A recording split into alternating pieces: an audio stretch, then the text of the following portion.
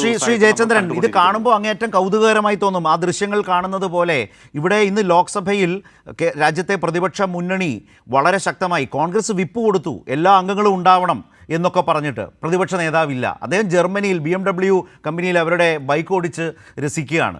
രാജ്യത്ത് പാർലമെൻറ്റ് സമ്മേളനം നടക്കുകയാണ്. രാജ്യത്തിൻ്റെ പ്രതിപക്ഷ നേതാവ് ഈ നാട്ടിലേ ഇല്ല. ആ ബില്ലിനെതിരെ എതിർത്ത് ശബ്ദ വോട്ടെങ്കിൽ ശബ്ദ വോട്ട്, അതിൽ എതിർപ്പ് അറിയിക്കാൻ രാഹുൽ ഗാന്ധി ഇല്ല. പ്രതിപക്ഷ നേതാവില്ലാത്ത ഒരു പ്രതിപക്ഷ മുന്നണി സ്വാഭാവികമായും മോദി സർക്കാരിൻ്റെ വലിയൊരു ആയുധമാണ്. അവരുടെ ആത്മവിശ്വാസം വർദ്ധിപ്പിക്കുന്ന ഒരു ഘടകമല്ലേ ഇത്തരത്തിലേക്കുള്ള വിട്ടുനിൽക്കലൊക്കെ?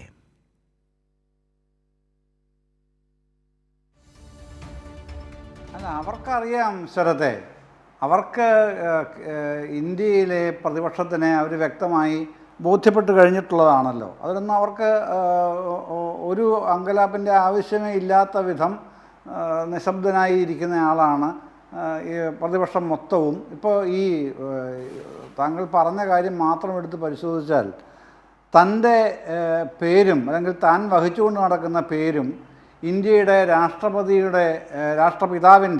ഇന്ത്യയുടെ രാഷ്ട്രപിതാവിൻ്റെ പേരുമായി വിദൂര സാമ്യമെങ്കിലും ഉണ്ട് എന്ന് തോന്നുന്ന ഒരാളാണെങ്കിൽ, ഞാൻ വിദൂര സാമ്യം എന്ന് പറയുന്നതിൻ്റെ കാര്യം പ്രിയങ്ക ഗാന്ധി തന്നെ ലോക്സഭയിൽ ഇന്നലെ പറഞ്ഞല്ലോ.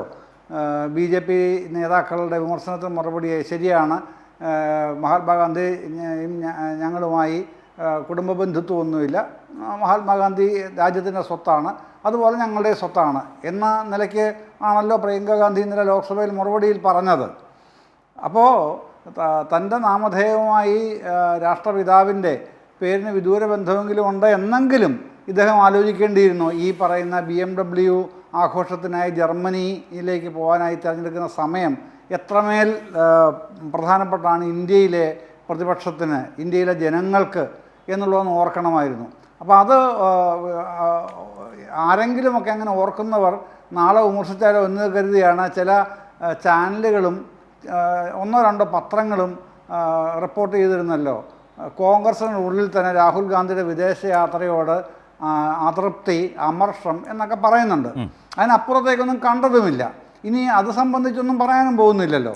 അത് ഇവർ പറയുകയുമില്ല. എന്ത് തരത്തിലുള്ള ഏത് തരത്തിലുള്ള നിയമങ്ങളുണ്ടാക്കിയാലും ഇന്നത്തെ ഈ പദ്ധതിക്ക് 2005 ഇടതുപക്ഷം കൂടെ ഉണ്ടായിരുന്നപ്പോഴാണ് ഈ പദ്ധതി കൊണ്ടുവരുന്നത്.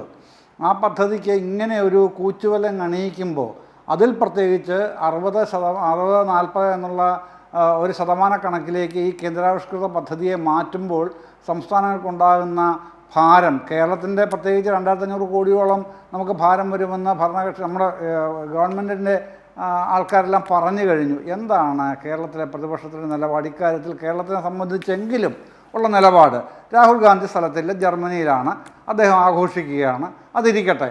ഇവിടുത്തെ കോൺഗ്രസിനൊരു നിലപാട് വേണ്ട ഇക്കാര്യത്തിൽ. കോൺഗ്രസ് ഭരിക്കുന്ന സംസ്ഥാനങ്ങൾ കുറച്ചെങ്കിലും ഉണ്ടല്ലോ, വേറെ അപ്പുറത്തൊക്കെ ഉണ്ടല്ലോ. അതൊന്നും നോക്കാൻ പോലും ത്രാണിയില്ലാതെ ഒരു സംവിധാനമായി നിൽക്കുകയും VD സജ്ജനെപ്പോലുള്ളവരുടെ വിമർശനങ്ങൾ വരുന്നത് മറ്റ് പല പരിഹാസ രൂപത്തിൽ ആകുന്ന വിചിത്രമായ കാഴ്ചകളാണ്. വെള്ളാപ്പള്ളിയുടെ അദ്ദേഹത്തോടുള്ള വിമർശനം അടക്കം ഉള്ള വിചിത്രങ്ങളായ കാഴ്ചകളാണ് നമ്മൾ കേരളീയർ കണ്ടുകൊണ്ടേയിരിക്കുന്നത്.